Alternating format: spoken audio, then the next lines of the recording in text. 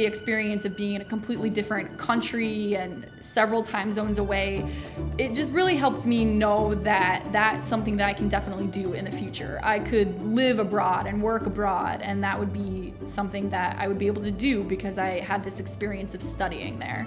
When you're going and immersing yourself in a foreign language, some of the best moments were when I was studying or reading a book in French and I realized I'm not reading and translating to English in my head, I'm reading it in French and thinking about it in French.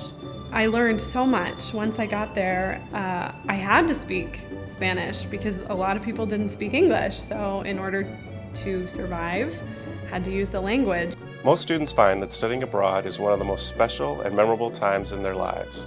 At IES Abroad, we hope you've had a fantastic experience academically, culturally, and socially. As your program comes to a close, now is a good time to reflect on the goals you had before your arrival and on how much you've accomplished. You can think about the skills that you've learned abroad in sort of two categories. One would be the hard skills, so that would apply, for example, to language fluency. But a second type of skill is what we call the soft skills.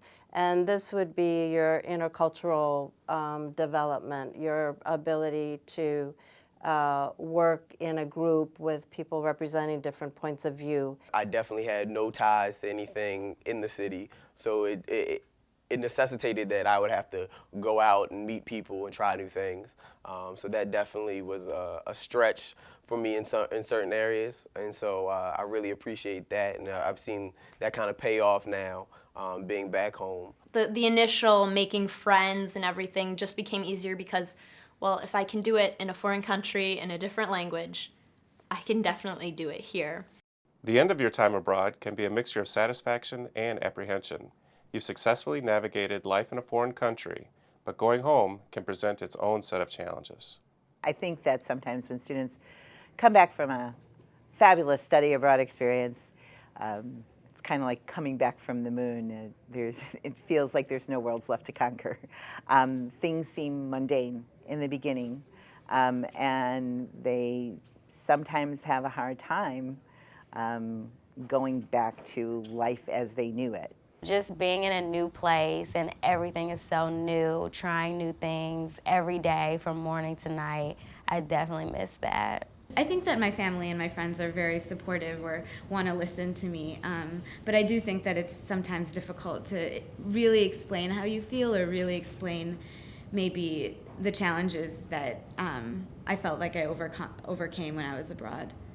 You pick the people that you think that actually it's meaningful to talk to about and try, and for that you could just sit down and have like an actual conversation and talk about your experiences and like the highs and the lows and like the intricacies of your time abroad. But for the majority of people, I'd say probably 90%, you should have like your canned response of like 2 sentences, it was great, like life-changing experience, and move on and be like, how were your last 5 months? I think just to be as open-minded and understanding as when you went to the country you were studying abroad, and to be accepting of people. It might be an adjustment to get used to Americans compared to the country you were living in. So just to be open-minded and ready to embrace American culture again. Ease yourself back into American culture because you'll be so used to wherever you were that the United States is another foreign place. So just ease yourself. Your sleep patterns will be off, so don't try to force it. Just let things develop naturally and you'll be fine. I think once they come back on campus, the other thing that's really important is to get involved. Get back involved in their academic discipline, get involved in the organizations they were a part of, even if it seems mundane now or not as interesting. I think it's important for them to become a part of their home campus community again. In Holland, Michigan, which is where Hope College, my university, was, there's a huge Hispanic population. So I started volunteering and getting integrated into the Hispanic culture, which is not Spanish, but it was also a very good way for me to continue that part of my life. I really quickly got back into the routine of my life here. And that's good because my life here is something that's concrete, and I don't want to be in Paris while I'm in Chicago. I kind of just mentally prepared myself that, things would be different, the people would be different, and I started looking forward to the things that I love so much about being at home, like, Chipotle or something. Mexican food. Your study abroad experience doesn't end just because you're returning to your home campus. Along with the memories, the skills you take home with you can become an important part of your life, not just in your current studies, but beyond. A student might think that they've been abroad, they're coming back home, this is that's the end of that part of their life. But there are many, many more opportunities to return abroad, either in a volunteer capacity or to work, especially if a student has a second language fluency. My professors told me that they had noticed so much of a difference in my language fluency. It had increased tremendously, and also in my interests. My course of study, I kind of veered it to a different path because I realized that I had so much more interest in art history, in European history. So almost my areas of study actually even changed as well. Either during medical school or after medical school, I plan on volunteering for Doctors Without Borders. And since it's a French company or whatnot, and they have their operations set up in French-speaking countries in Africa, I definitely think that my language abilities will be able to, help out substantially in communicating. I think it's very important for students when they're in an interview or when they're creating their resume to do more than say, studied abroad, where you were, the dates. I think students need to really look at what their involvement was while they were abroad. Did they do an internship? Did they do any kinds of observations that were related to the kind of career that they're pursuing?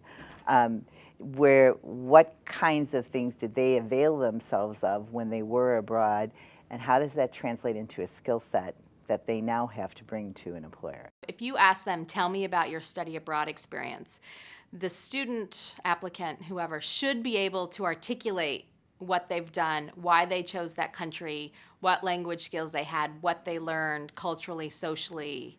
And so it can be a negative if the person is unprepared and can't really articulate why they went, what they did.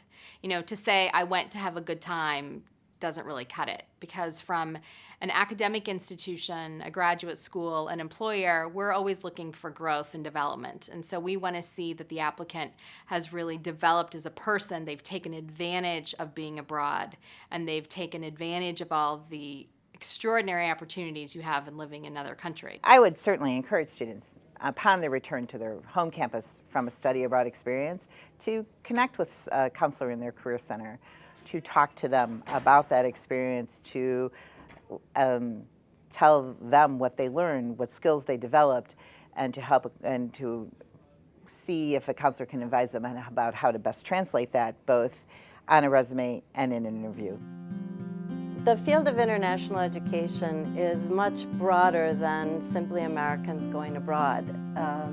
That depending on the type of program that you were in, you might have met students from all over the world in your particular location. Never have we seen this kind of global movement of students, and it's really very, very exciting when you think about the possibilities of not just your life and the world you're coming back to here in the U.S., but really the implications that this movement of students internationally has for the future for all of us. It sort of makes you realize who you are and who you want to become, and then you can sort of start implementing things to make changes so you become the person who you want to be. In your final days abroad, celebrate your achievements. Look forward to bringing your experience home with you, and reflect on how this experience will be a part of you on all your future travels.